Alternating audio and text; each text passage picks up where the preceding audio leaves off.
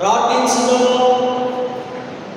పరిశుద్ధుడా, ప్రేమగల తండ్రి, కృపగల దేవా, మీ ప్రశస్తమైన నామానికి మా నిండు కృతజ్ఞతాపములు చెల్లిస్తూ వాక్యము వెలుగులోనికి మా ప్రయాణం కొనసాగుతుండగా నీ కరుణ, దయ, వాత్సల్యత మా మీద కుమ్మరిస్తూ విలువైన సందేశము ద్వారా మా జీవితాలలో మరొక పర్యాయం పునరుద్ధాన శక్తిని, బలమును, పెంతుకోస్తూ అనుభవమును నీ సన్నిధిలో మేము ప్రకాశింపబడి లోతైన విశ్వాసంలోనికి మా కుటుంబం అనే సంఘం ప్రయాణించుదాము.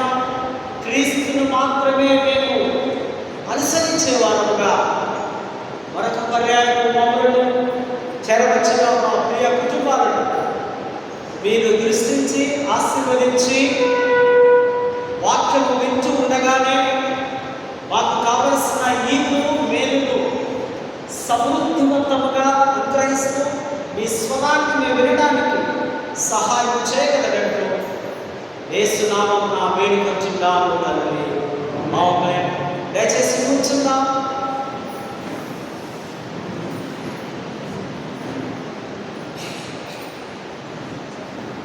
దేవుని పరిశుద్ధ నామానికి మహిమ కలుగును గాక.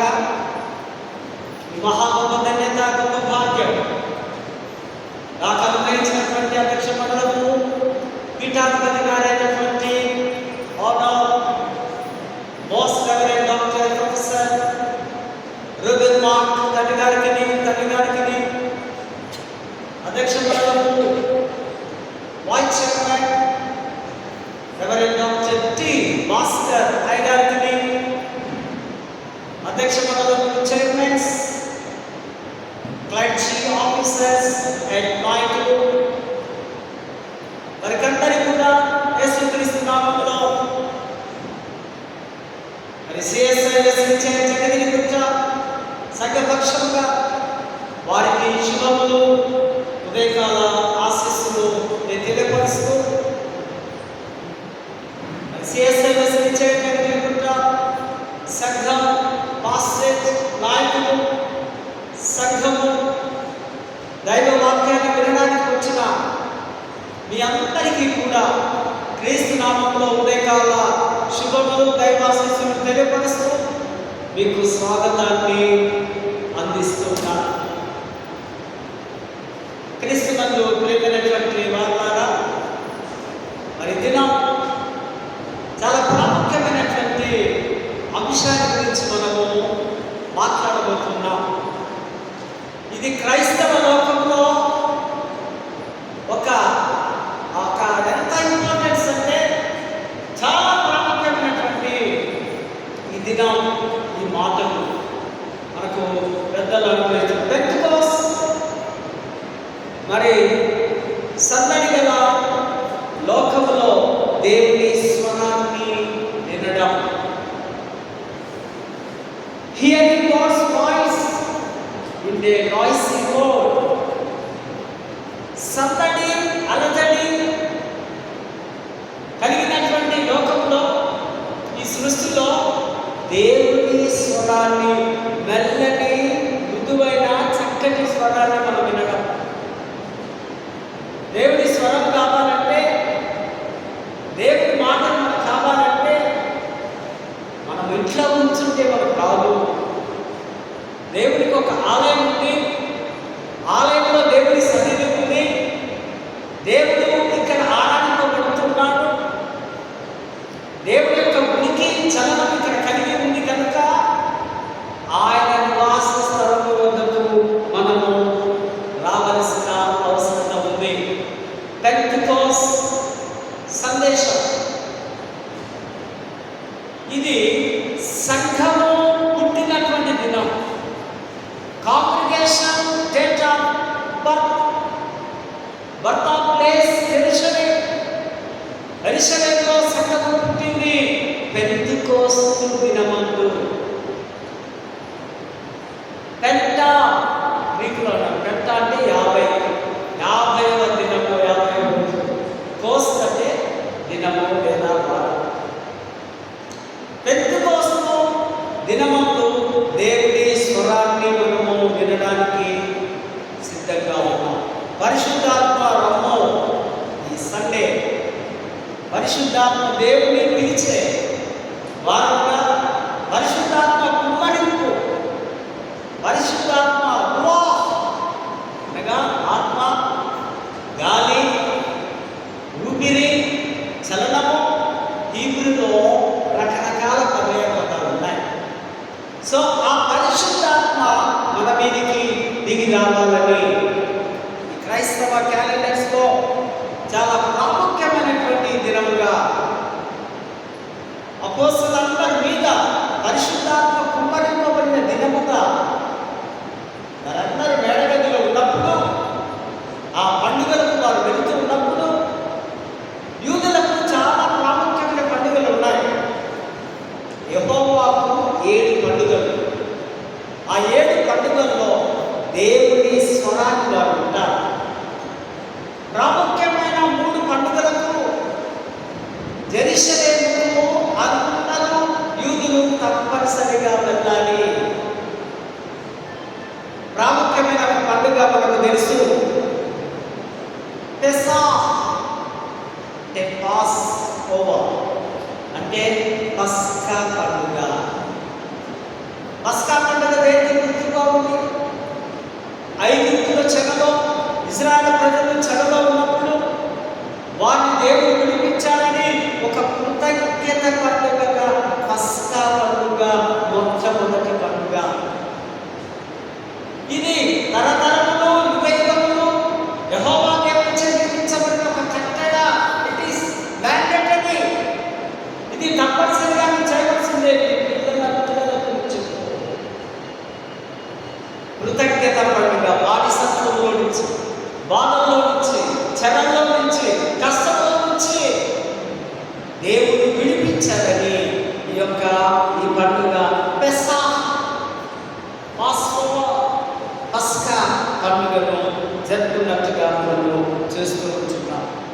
దేవుడు చేసిన మేలును జ్ఞాపకం చేసుకొని ఈ పండుగ నేటికి మన హోలీ ల్యాండ్ ప్రాంతంలో, పాలస్తీనా ప్రాంతంలో, యెరూషలేము ప్రాంతంలో కొంతమంది భక్తి గల యూదులు పస్కా పండుగ మొరియా కొండ మీదకి వెళ్ళి వారు జరుపుకుంటూ ఉన్నారు. మనం కూడా పస్కా పండుగ చేస్తున్నాం కదా, ఎవ్రీ ఇయర్ బయటకు వెళ్ళి కృతజ్ఞతగా చేసుకోవడం. నెంబర్ 2 పండుగ, ఇంపార్టెంట్ పండుగ 3 పండుగలు నేను చెప్తాను. ఈ 3 పండుగల్లో దేవుని స్వరాన్ని మనం చూస్తుంటున్నాం. షావోత్ అనగా అనగా 7, షవోత్ అనగా వారము. 7 వారముల పండుగ. 7 × 7 49 + 1 నెక్స్ట్ డే 50. ఈ ఓల్డ్ టెస్టమెంట్ లో ఇక్కడ మనం చూస్తే ఇది షవోత్ అంటే ఇదొక గోల్డెన్ జూబ్లీ లాగా 50 అనే అంకె ఇక్కడ వస్తుంది. అదే న్యూ టెస్టమెంట్ లో పెంటెకోస్ట్, అక్కడ కూడా 50. ఇక్కడ 57 వారాల పండుగ. పస్కా తర్వాత 50 దినములకు ఈ పండుగను వారు చేసుకున్నారు, 50 రోజులు. అంతేకాదు ఈ 50 days ఆనందంలో ఆ మార్గంలో ప్రయాణం చేస్తూ దేవుడు వారికి ఇచ్చినటువంటి కాన్స్టిట్యూషన్, ఆ చట్టం, ఆ జీవిత విధానం, ఏ విధంగా బ్రతకాలి, ఏ విధంగా నా మాటలు నీ గుండెల్లో ఉండాలి అని 10 ఆజ్ఞలు. It's called తోరా. తోరా అనే ధర్మశాస్త్ర చట్టాన్ని దేవుడు వారికి ఈ పండుగలో ఇచ్చి ఉన్నాడు. ఈ పండుగ జూబ్లీ, ఇది సమాధానాన్ని కూడా తీసుకొని వస్తుంది. పెంటెకోస్ట్ పస్కాకు పెంటెకోస్టుకు మధ్య 50 దినములు 50 days యూదులు మరి క్రైస్తవ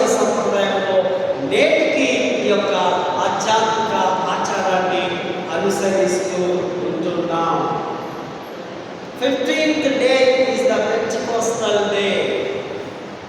50వ రోజు ఇది పరిశుద్ధాత్మ కుమ్మరించే దినముగా ఉంది. మరి మూడవది సుక్కోత్ అనే పండుగ. దాన్ని ఏమంటున్నామంటే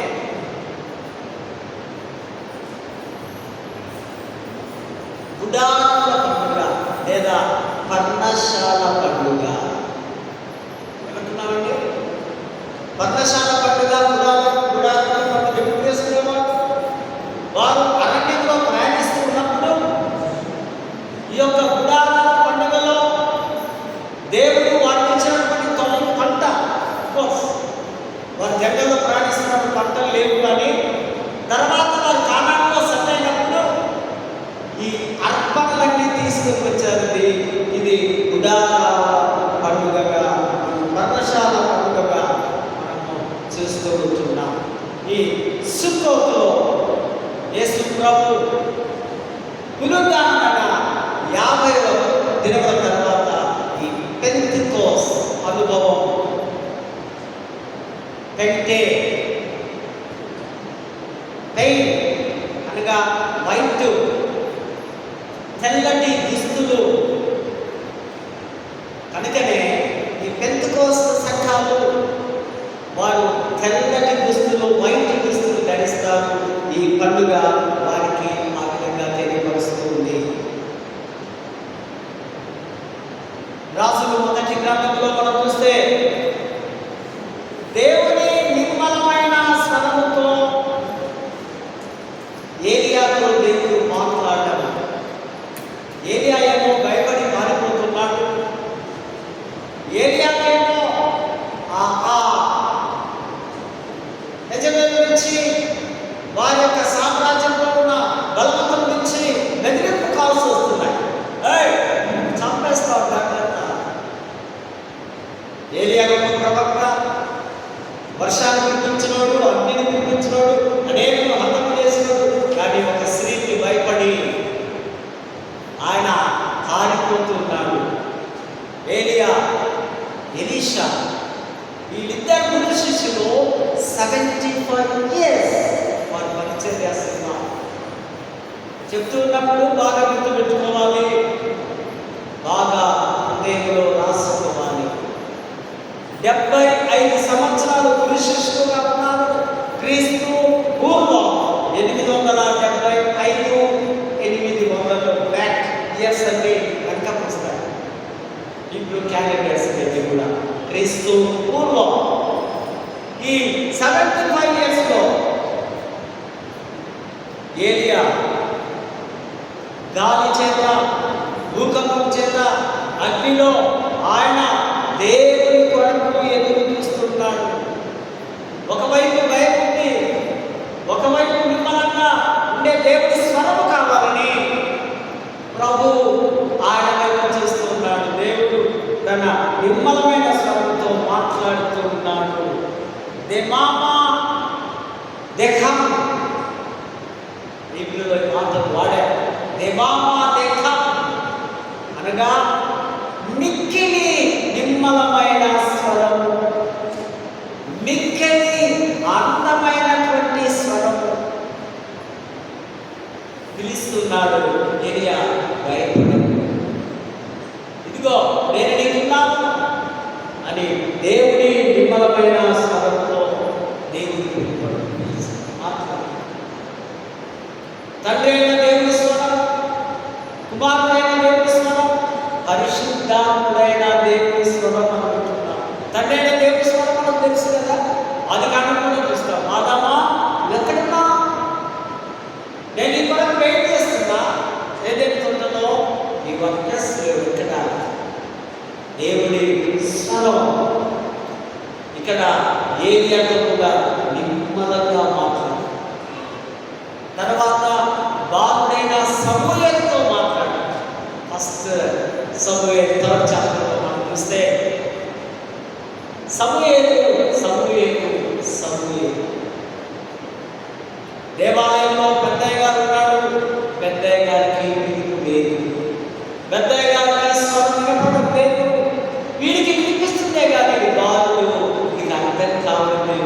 నన్ను మా అయ్యగారే పిలుస్తున్నాడని దగ్గరికి వెళ్తారు. చెప్పండి, ఏం కావాలి? నచ్చుతావు కదా. అర్థమైంది ఏమిటి? నేను కాదు తెలుసు,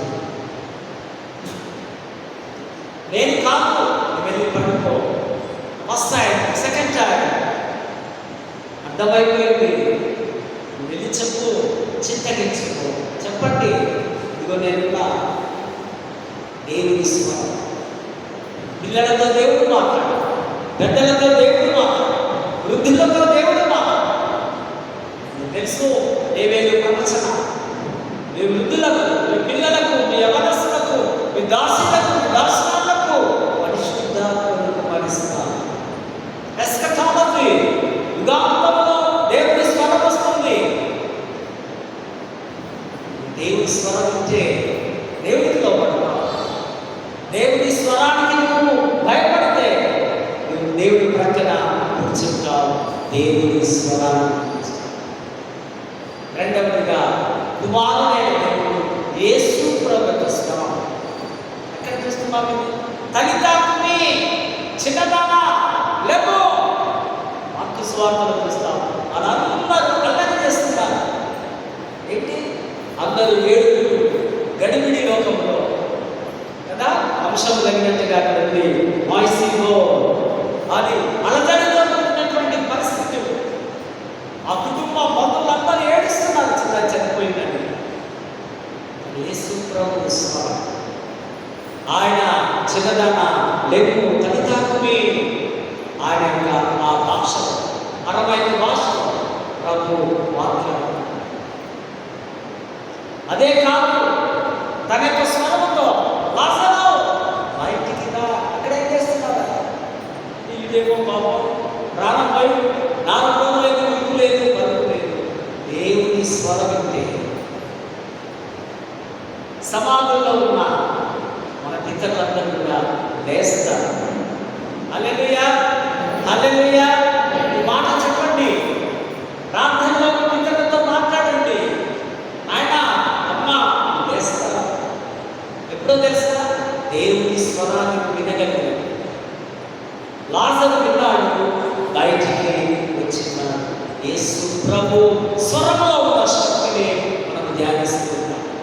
యేసు ప్రభువులో ఉన్న ప్రతి క్షణం, ప్రతి ఉనికి క్షణం ఒక ప్రత్యేకతగా, ఒక అభిషేకంగా ఉందని దేవుని వాక్యంలో మనం చూస్తూ ఉంటున్నాం. పరిశుద్ధాత్మ దేవుని యొక్క స్వరం. పేతురు మీద పరిశుద్ధాత్మ ఉంది, పరిశుద్ధాత్మ దేవుడు ఉన్నాడు. చూస్తున్నాం కదా అపోస్తల కార్యము 5వ అధ్యాయంలో ఏముంది? అననీయ సప్పీరా ఏం చేసేవాడు? బాబు పొలాన్ని అమ్మిందట. 2 లక్షలు కలిపితే 1 లక్ష ఉంచుకొని 1 లక్ష అపోస్తల పాదములకు తీసుకొచ్చాడు. స్వరం అది పేతురు స్వరం కాదు. పేతురులో యేసు పరిశుద్ధాత్మ స్వరం. మీరెందుకు పరిశుద్ధాత్మ దేవుని మోసం చేస్తున్నావు? ఇంతకే అంటావా? నీ పైసలేనా అంటే వాడన్నాడు, అవును ఇంతకే కట్టారు డబ్బై. నువ్వు అక్కడే కూలిపోయి పరిశుద్ధాత్మ శక్తి చంపగలదు. అన్యాయస్తులను, అబద్ధికులను మోసం చేసే వారిని దేవుడి యొక్క పరిశుద్ధాత్మ శక్తి చంపివేస్తుంది అని మనం నేర్చుకుంటాం. ఒక గంట తర్వాత సభ్యులను వచ్చింది. మాకు ఏమీ తెలియదు అంటున్నాడు ఆయన. ఏమైంది? ఎంతకన్నా అంటే ఇంతకే నిజమా? అవును. ఇప్పుడే వాడు చచ్చిపోయినాడు. ఎందుకు? సైతాను శోధిస్తూ దేవుని స్వరంతో, పరిశుద్ధాత్మతో మనము ఎట్టి పరిస్థితుల్లో అబద్ధము మోసం చేయడానికి లేదు. చేస్తే ఈ పరిస్థితి మీకు స్వార్థ రాకపోవచ్చు అన్నలాగా, కానీ ఎప్పుడొకసారి మాత్రం మనకు తప్పక వస్తుంది. కారణం ఇది దేవుని పరిశుద్ధాత్మ నూతన శక్తి.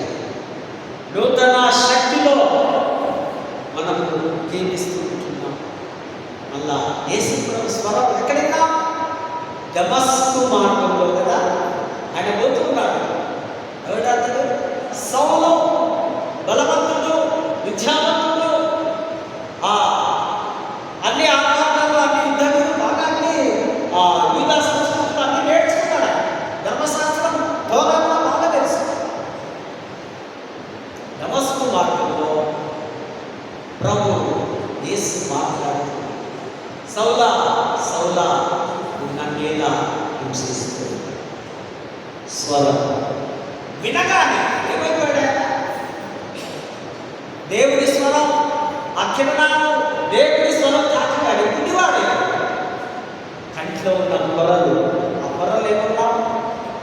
ఈర్ష, ద్వేషము, పగ, కోపము, అన్యాయము, వారిలో ఏమేమున్నాయో అవన్నీ రాలిపోయి గుడివాడైపోయి, తర్వాత అననీయ వచ్చి ప్రార్థన చేసినప్పుడు, బాప్తిజం తీసుకున్నప్పుడు మహా గొప్ప యోధుడుగా, వీరుడుగా, దేవుని సైనికుడుగా సౌలులో సౌలు పావుగా మార్చబడి అద్భుత కార్యాలు చేసినట్టుగా మనము అనేక సందర్భాల్లో మనం చూస్తూ 11 వచనంలో మనం చూసినట్లయితే ఏలియా భయపడి తను హేలెను పర్వతం దగ్గర దాక్కొని ఉన్నాడు. అక్కడ దేవుడు అతనితో మాట్లాడుతూ ఉన్నాడు. మెల్లని హృదయము, మెల్లని స్వరంతో దేవుడి మాటలను మనం చూస్తూ ఉంటున్నాం. 11-12 వచనంలో బలమైన గాలి వచ్చింది, భూకంపం వచ్చింది, అగ్ని వచ్చింది. అయినా దేవుడు వాటితో లేడు. ఏలియాతో మాట్లాడుతున్నాడు. నువ్వు వెళ్ళు. ఇది ఆత్మీయ సత్యం. ప్రపంచమంతా అలజడితో ఉన్నప్పుడు, ఆందోళనలో ఉన్నప్పుడు, ఆందోళనతో నిండినప్పుడు దేవుడు ఇంకా సింహాసనం మీదనే కూర్చొని చూస్తూ ఉన్నాడు అందరినీ. ఆకాశము ఆయన సింహాసనం, భూమి ఆయన పాదపీఠం. ఇక్కడ కాళ్ళు పెడతాడు, అక్కడ పరలోకంలో తల నుంచి కూర్చుంటాడు. సో ఇక్కడ ఏ పనైనా ఇంకా పూర్తి చేయలేదేమో. దేవుడు ఏలియాను తిరిగి పిలుస్తున్నాడు. ఆయనకు పని అప్పచెప్తున్నాడు. ఒక ముగ్గురిని నీకు అభిషేకించాలి. నీకు అభిషేకమించే ఆ యొక్క వరము, ఆత్మానికి నేను ఇస్తున్నాను. నీ వెళ్ళు. హజేల్ అనేటువంటి వాడిని, యోహు అనేటువంటి వాడిని, ఎలీషాను అభిషేకించు. నీవు ఒంటరి వాడిగా కాదు. నీతో ఇంకా 7,000 మంది సైనికులు ఉన్నారు.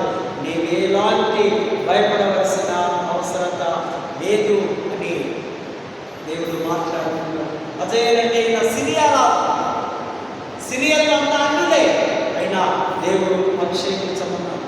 యోహు అంటే ఈయన ఇశ్రాయేలు ప్రజలకు రాజు. దేవుని శత్రువులను ఓడించడానికి, సహాయం చేయడానికి వీరిని అభిషేకించడం. ఎలీషా ఏలియాకు పరిచర్య చేయడానికి, గురువుకు శిష్యులు సేవ చేయాలి. ఆయన భోజనము తిన్న తర్వాత నీరు పోయడం. ఒకసారి నేను కూడా భోజనం చేస్తే మీరు వచ్చి నీరు పోస్తుంటాను. బహుశా మీకు ఎలీషా వచ్చి నేర్పించినాడేమో, ఎలీషా మీతో మాట్లాడినాడేమో. ఎలీషాలోనే మన గురువులు మనకు నేర్పించారు. ఈ గురువు లేదా ఈ ధవల వస్త్రాలు, దేవుని వస్త్రాలు ధరించుకున్నప్పుడు దే ఆర్ వెరీ స్పెసిఫిక్, చాలా ప్రత్యేకంగా హోలీ స్పిరిట్తో ఇక్కడి నుంచి మాట్లాడుతున్నారు. ఎంతగానో భయంతో, భక్తితో వాక్యాన్ని వినడం, గురువులు గౌరవించడం, ఇవన్నీ లేఖన భాగాల్లో మనము చేస్తూ కూర్చున్నాం. కీర్తనలో 29వ అధ్యాయంలో తుఫానులో దేవుని మహిమ, ఆ యొక్క కీర్తన God's glory in the stream. దేవుని స్వరం గంభీరమైనది. God's voice is majestic. గంభీరమైనటువంటి స్వరములతో, చక్కని స్వరములతో దేవుని స్తుతించాలి, కారణం ఏంటంటే ఈయన మెజెస్టిక్. ఈ దేవుడు ఆయన మహిమకు సమాన శక్తి భూమిపై ఏది లేదు. ఆయన మహిమకు ఘనతకు అర్హుడు ఆయన. కనుకనే ఆయన మనము ఆరాధిస్తున్నాం. కాబట్టి దేవుని స్వరం క్రమాన్ని తీసుకుని వస్తుంది. గాడ్స్ వాయిస్ బ్రింగ్స్ ఆర్డర్, ఒక క్రమం. దేవుని స్వరం క్రమం, దేవుని మందిరం క్రమం, దేవుని బిడ్డల విశ్వాసం ఒక క్రమం. క్రమబద్ధమైన జీవితంలో మీరు జీవించాలి. మా ఇష్టం వచ్చినట్టు ఉంటాం, మా జీవితంలో మా ఇష్టం అనడానికి లేదు. అనడానికి అటువంటి వారికి సంఘం లేదు. క్రీస్తు సంఘంలో మీ ఇష్టం లేదు. దేవుని క్రమం చదువులేదు బ్రతకాలి. అదే అంటున్నాడు, it's God's voice brings order. ఆర్డర్లో సృష్టిని తీసుకుని వచ్చాడు దేవుడు. మనుషులను ఆర్డర్లో కలగజేస్తున్నాడు దేవుడు. కన్ను ఇక్కడే ఉంచాలి, వెనక ఉండకూడదు.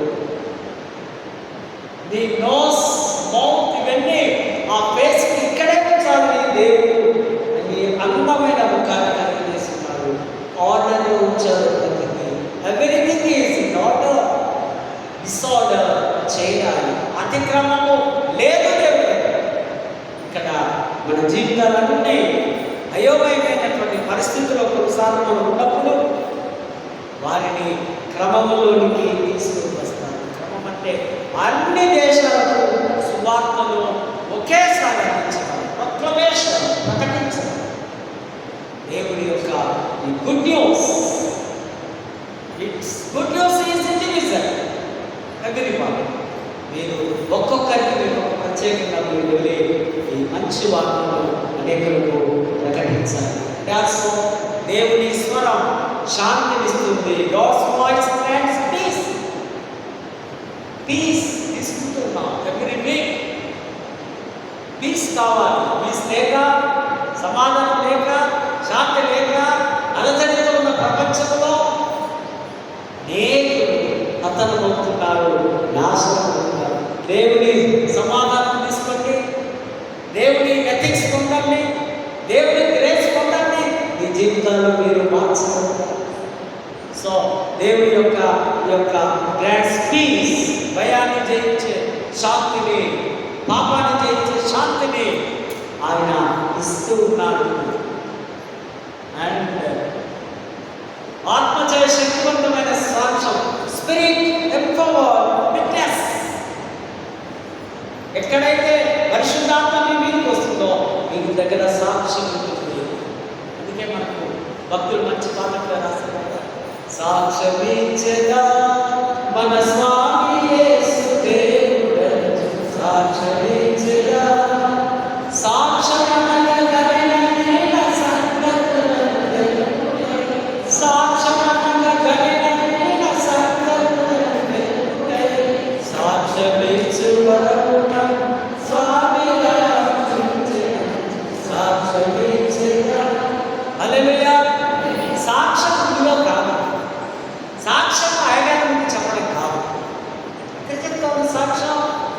బయట చెప్పాలి.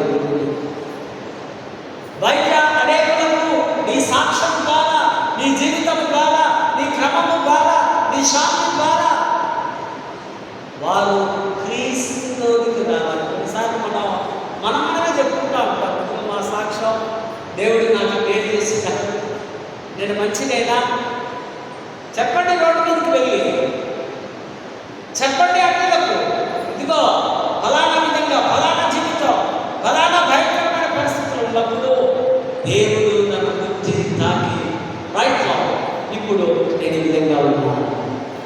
ఇది దీన్ని మనము సాక్ష్యం అని అంటున్నాం. దేవుడి సాక్ష్యం ప్రజల్లో మనము తెలియపరచాలి. Witness. Saint Augustine of Hippo అనేటువంటి ఈ భక్తుడు క్రీస్తు శకం 430 ఆ సంవత్సరాన్ని అన్నాడు, ఆత్మ దిగి వచ్చిన సమయానికి వాస్తవికంగా చెల్లాచెదురైన వ్యక్తులు ఒక్క ప్రజగా ఏర్పరచబడ్డారు.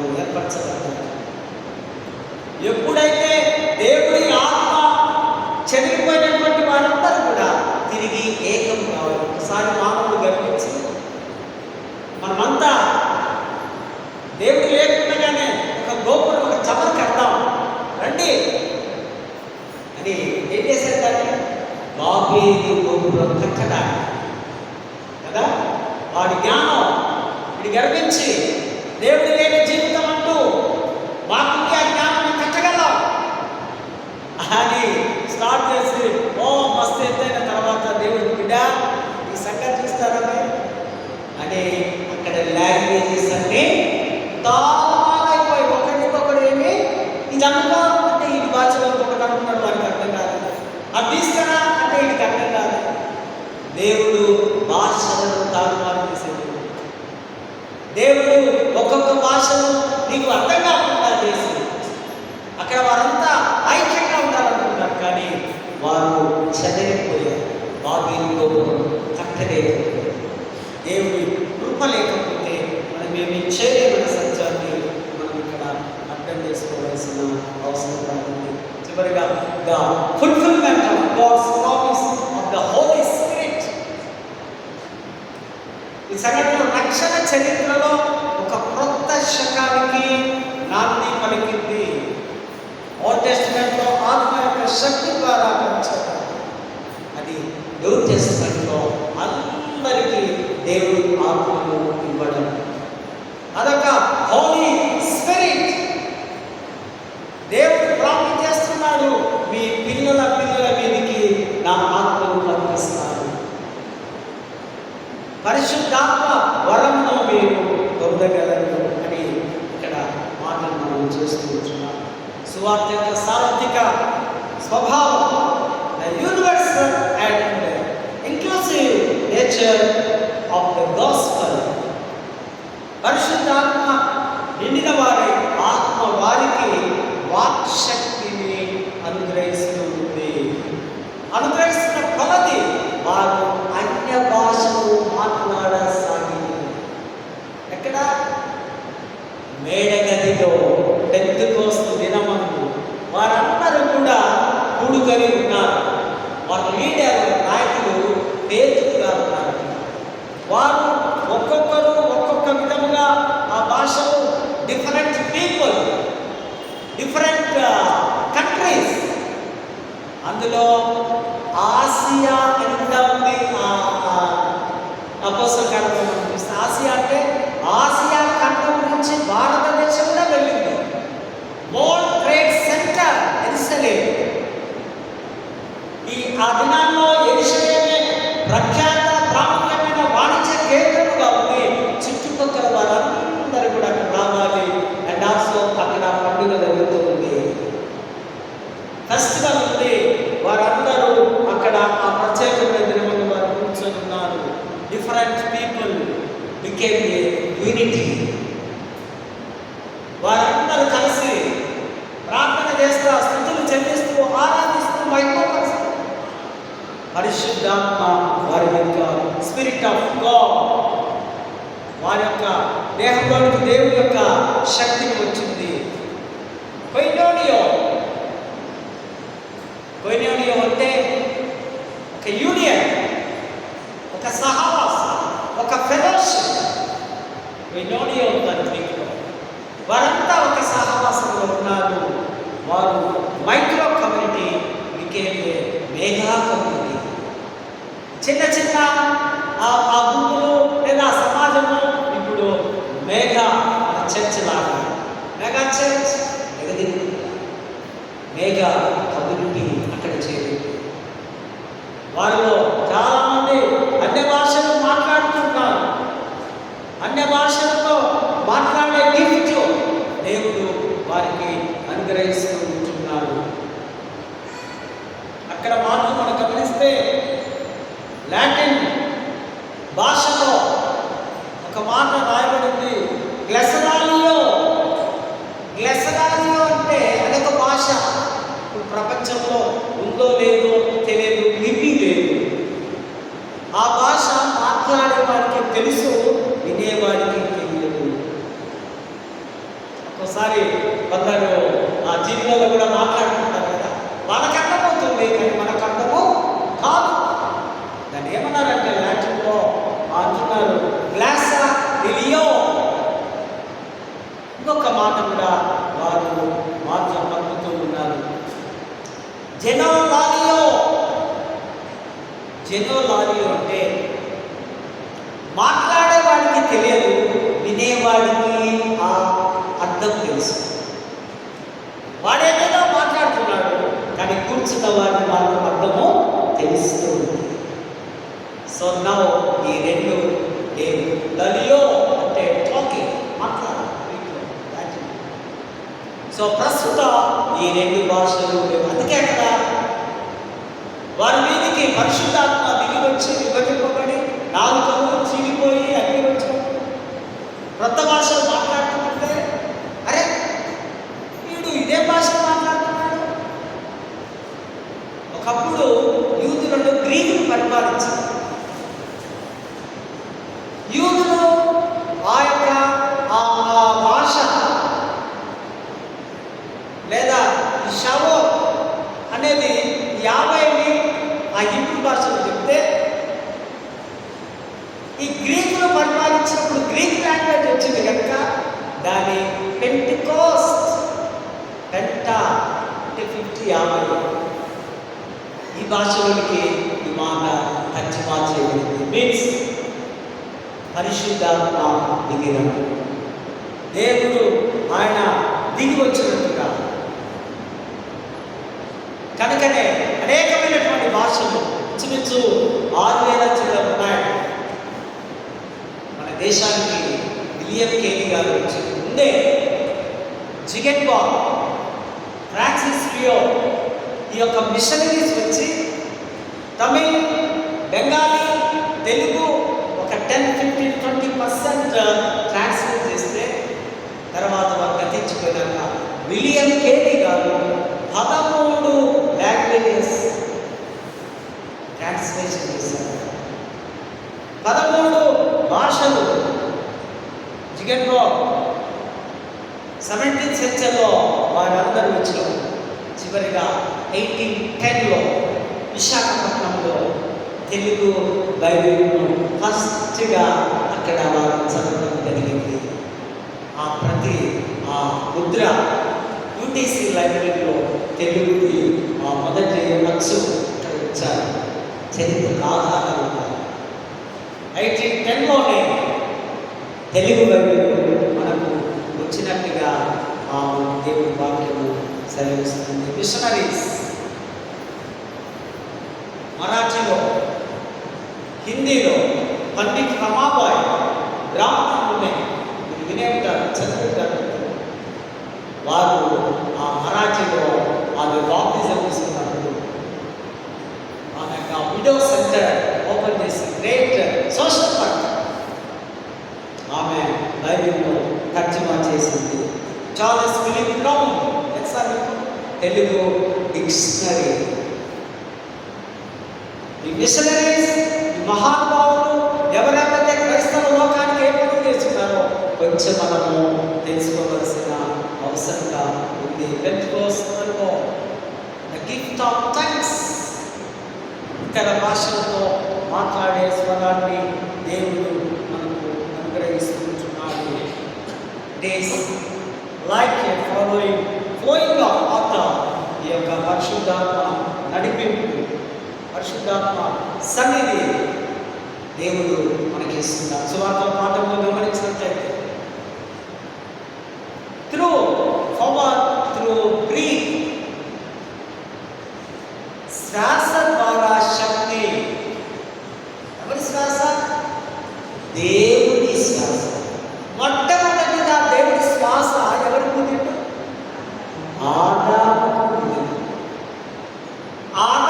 పుట్టిన శ్వాస నీకు, నాకు, మన పిల్లలకు కూడా దేవుడు శ్వాసను త్రూ గాడ్. దేవుడి శ్వాస అనేది ఏ డాక్టర్స్ ఎవరు ఏమి చేయలేరు. స్వార్థలో స్వార్థకుడు అదే రాస్తూ ఉంటున్నాడు. ఆదాములో జీవాన్ని ఊదినట్లే యేసు భయంతో భయపడి ఆ మేడగదిలో డాక్టర్ ఉన్నారు శిష్యుడు. 3.5 సంవత్సరాలు కదా యేసుతో అనుభవం. నీకెన్ని సంవత్సరాలు? ఇంకొక 50 సంవత్సరాల అనుభవం ఉందా? ఫౌండర్స్ అన్నవారు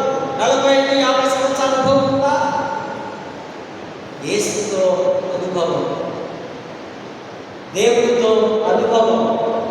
ఎప్పుడైతే ఆయన నా సొంత రక్షకుడని నీ పాపాన్ని ఒప్పుకొని నోటితో ఒప్పుకొని విడిచిపెడతావో అప్పటి నుంచి అది కౌంట్ అవుతుంది. కానీ పాపం 3.5 సంవత్సరాలే. అది వరకు వాళ్ళు ఏం పని చేస్తున్నా జాగ్రత్తగా కదా, ఏం తెలియదు. జాగ్రత్తలను దేవుడు భూలోకాన్ని తల్లకి వీలుగా మార్చేటప్పుడు గ్రేట్ వండర్. చదువుల బడి వారికి లేదు. ఏ బడి ఉంది? దేవుని బడి, దేవుని గుడి ఉంది.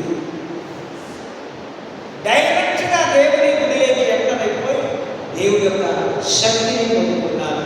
కానీ పాపం భయపడుతూ ఉన్నారు. ఎందుకు భయం? బయటికి వస్తే యూదులు చంపేస్తారు. వాళ్ళ లీడర్ అవుట్ కథమైపోయాడు. ఆయన వెంబడించే వాళ్ళు కూడా నెక్స్ట్ అదే కదా దుర్మార్గులు. అందుకని భయపడి వారు తలుపులు వేసుకొని ఆ సీఎం కొండ దగ్గర మేడగది ఉంది. దావీదు విశ్రాంతి భవనం కూడా పక్కనే ఉంది. ఆడవాళ్ళు ఉంటాయి, చూసొచ్చు. ఆ పక్కన మేడగది ఉంది. జామాకు మేడగది ఉంటారు. ఆ మేడగదిలో మీరు భయపడి ఉన్నారు. అప్పుడు యేసు వెంటనే తన వైపుతో ఉన్న తన శిష్యుల వైపు పరిశుద్ధాత్మ ఒకవైపు ఊదుతూ మరొక వైపు వారి మీద వారిపైకి సమాధానాన్ని అందిస్తున్నాడు. My peace with you, my peace goes to you. నా సమాధానం నీకు ఇస్తున్నా, డోంట్ వరీ.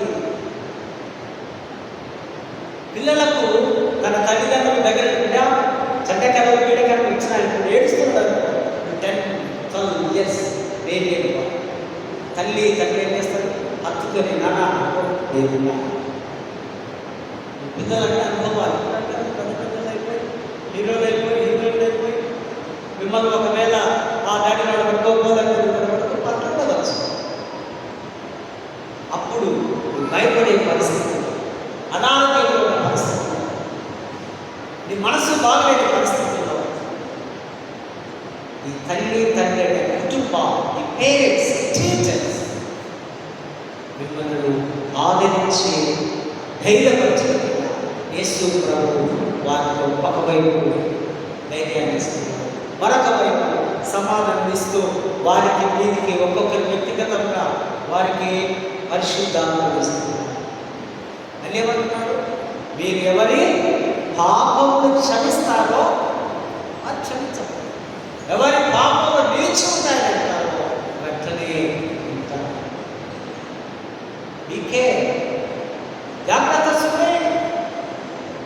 మీ గురువులు, మీ దేవుని సేవకులు, దేవుడి కొరకు ఏర్పరచబడ్డవారు ఆల్వేస్ బ్లెస్సింగ్ హ్యాండ్స్తోనే ఉండాలి. మిమ్మల్ని ఎప్పుడు దీవించే వారిగానే ఉండాలి, శపించే వారుగా ఉండకూడదు. ఒకవేళ శపించినట్లయితే మీలో సమాధానం మీరు అని, సమాధానానికి మీరు యోగ్యులు కాదు అని అంటారు. పాపము క్షమించే అధికారం యేసుకే ఉంది. కానీ యేసు ఆ శిష్యులకు ట్రాన్స్ఫర్ చేస్తున్నారు. ఎదిగో నాలో ఏ శక్తి ఉందో అంతకు మీరు ఎక్కువగా దెబ్బలు చేయగలరు, అద్భుత కార్యాలు సూచక క్రియలు మీరు చేయగలరు. గాడ్ ప్లీజ్ మీరు వెళ్ళి సువార్తను ప్రకటించలేదు. వ్యక్తిగతంగా ఒక్కొక్కరి మీదకి దేవుని ఆత్మ వారిని వచ్చినప్పుడు వారు లోకంలోకి వెళ్ళినట్టుగా, ప్రపంచంలో నలుగురుగా వెళ్ళినట్టుగా, సైట్ తోమ మన దేశానికి వచ్చి మనకు దేవుడు యేసుక్రీస్తుని అడ్రస్ తెలిపినట్టుగా నేకులు వచ్చి వారందరూ కూడా హతసాక్షులయ్యారు.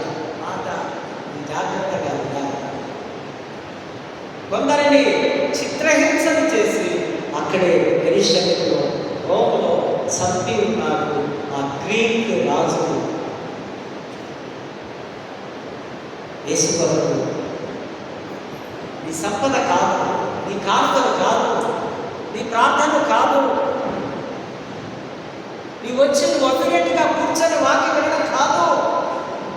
దేవుడి కొరకు ప్రాణం పెట్టడానికైనా సిద్ధంగా ఉన్నాను. నేను చనిపోతున్నాను, నేను ఇక మీ మధ్యలో ఉన్నాను అంటే పేతురు అంటాడు, నీ కొరకు నేను ఏదైనా చేయగలను ప్రభువా, నువ్వు ఆ మాటలు మాట్లాడకండి, నీ కొరకు నేను ఉన్నా అన్నాడు. కానీ పాపం ఆ సిలివేసే టైంలో ఎక్కడికి పోయిందండి? దయా బలహీనుడు ఆ పిరికి వాడి ఒక్కసారి పరిశుద్ధాత్మ చంపుతూ 8,000 మంది ఆ ప్రసంగానికి మార్చబడ్డారు. 3,000 మంది రక్షణలోకి. నెక్స్ట్ చాప్టర్లో మళ్ళీ 5,000 మంది. నెక్స్ట్ చాప్టర్లో రకరకాలుగా సంఘము అభివృద్ధి చెంది క్రీస్తు సంఘం ఆ పునాది మీద దేవుని సింహాసనము క్రీస్తునందు ప్రేమైనటువంటి ప్రభు స్వరాన్ని వింటున్నామా? ప్రభు స్వరాన్ని మాట్లాడుతున్నామా? దేవుడి స్వరం వినాలంటే ఓపెన్ ఇవ్వండి. సింపుల్. వాక్యం చదువు, ప్రార్థన చేసుకో, అగైన్ అండ్ అగైన్. మీకు అర్థమైనంత వరకు వచ్చింది. కొన్ని కష్టమైన లెసన్స్ చదవద్దండి, అర్థంగా కొన్ని గాస్పెల్స్ అవి మాత్రం చదివితే కొంచెం మీకు తెలుస్తుంది. క్లిష్టమైనటువంటి బైబిల్లో చాప్టర్స్ గురువులు మాత్రమే బోధించారు. అది కూడా మరి ఎంత ఎక్సర్సైజ్ చేయాలి అంటే కాదు.